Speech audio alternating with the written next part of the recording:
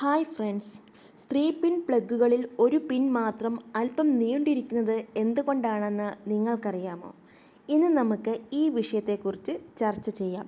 അപ്പോൾ ഇതുപോലെയുള്ള രസകരമായതും കൗതുകമുണർത്തുന്നതുമായ കാര്യങ്ങൾ അറിയുവാൻ ഈ ചാനൽ സബ്സ്ക്രൈബ് ചെയ്യുവാൻ മറക്കരുത്. അപ്പോൾ നമുക്ക് വിഷയത്തിലേക്ക് കടക്കാം. വൈദ്യുതി ഉപയോഗിക്കുമ്പോൾ കൂടുതൽ സുരക്ഷ ഉറപ്പുവരുത്തുന്നതിനു വേണ്ടിയാണിത്. 3 പിൻ പ്ലഗുകളിലെ നീളമുള്ള മൂന്നാമത്തെ പിൻ ഉപകരണത്തെ എർത്ത് ചെയ്യുന്ന കമ്പിയുമായി ബന്ധിപ്പിക്കുവാനുള്ളതാണ്. ഉപയോഗിക്കുന്ന ഉപകരണത്തിന് എപ്പോഴും സുരക്ഷ ഉറപ്പ് നൽകുക എന്നതാണ് ഈ സംവിധാനത്തിൻ്റെ ലക്ഷ്യം. നീളമുള്ള പിന്നിന് അല്പം വണ്ണവും കൂടുതൽ കാണാം.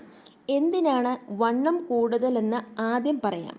0 വോൾട്ടതയെ കുറയ്ക്കുന്ന ഭൂബന്ധത്തിലേക്ക് എർത്ത് പിന്നിൻ്റെ കണക്ഷൻ നേരിട്ട് പോകുന്നതിനാൽ 240 വോൾട്ടുള്ള ഫേസ് വൈദ്യുതാഗ്രവുമായി അത് സമ്പർക്കപ്പെടരുത്. പരിചയമില്ലാത്ത ഒരാൾ അഥവാ അശ്രദ്ധ മൂലം ഒരാൾ തെറ്റായ പിൻ പ്ലഗ് സോക്കറ്റിൽ തിരുകിക്കയറ്റാൻ ഇടവന്നാൽ വലിയ അപകടങ്ങൾ സംഭവിക്കും. ഈ പിന്നിൻ്റെ വണ്ണവും ത്രികോണ ക്രമീകരണവും ആ വിഷമം ഒഴിവാക്കിക്കൊള്ളും. അപ്പോൾ മറ്റൊരു ചോദ്യം മനസ്സിലുദിക്കുന്നില്ലേ? ആ പിൻ അല്പം വണ്ണം കുറഞ്ഞാലും പോരെ? തീർച്ചയായും മേൽപ്പറഞ്ഞതു മാത്രമാണ് ഉദ്ദേശിക്കുന്നതെങ്കിൽ അത് മതി. പക്ഷെ കാര്യം അതുമാത്രമല്ല. ഷോർട്ട് സർക്യൂട്ട്, ലീക്ക് തുടങ്ങിയ കാരണങ്ങളാൽ ഭൂമിയിലേക്ക് കൂടുതൽ കറണ്ട് ഒഴുകുന്ന സാഹചര്യങ്ങളിൽ ചൂടാവാതെ അത് കടത്തിവിടുവാനുള്ള ശേഷി ഉണ്ടാക്കാൻ എർത്ത് പിൻ എപ്പോഴും വലുതായിരിക്കണം. ഇനി നമുക്ക് ചോദ്യത്തിലേക്ക് വരാം.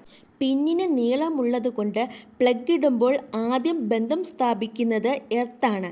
നമുക്ക് ഷോക്ക് നൽകാവുന്ന തരം ലീക്കുള്ളതാണ് ഉപകരണമെങ്കിൽ ഉടൻ തന്നെ കറണ്ട് ശക്തമായി ഭൂമിയിലേക്ക് ഒഴുകി ഫ്യൂസ് ഉരുകുവാൻ ഇത് സഹായിക്കുന്നു. അതോടെ ഉപകരണത്തിനും ഉപയോഗിക്കുന്നവർക്കും സുരക്ഷ ഉറപ്പാക്കുന്നു. ഊഴുമ്പോൾ ഉപകരണം പൂർണ്ണമായും വേർപെട്ട ശേഷം നീളം കൂടിയ എർത്ത് പിൻ എർത്തുമായുള്ള ബന്ധം വിടുന്നു. പിന്നിൻ്റെ നീളം നമുക്ക് കൂടുതൽ സുരക്ഷ നൽകുന്നു എന്നു സാരം. അപ്പോൾ ഈ അറിവ് നിങ്ങൾക്കേറെ ഉപകാരപ്രദമായി എന്ന് ഞാൻ കരുതുകയാണ്. ഇതുപോലുള്ള രസകരമായ അറിവിനായി ഈ ചാനൽ സബ്സ്ക്രൈബ് ചെയ്യുവാൻ മറക്കരുത്. പുതിയൊരു വിഷയവുമായി കണ്ടുമുട്ടും വരെ നന്ദി.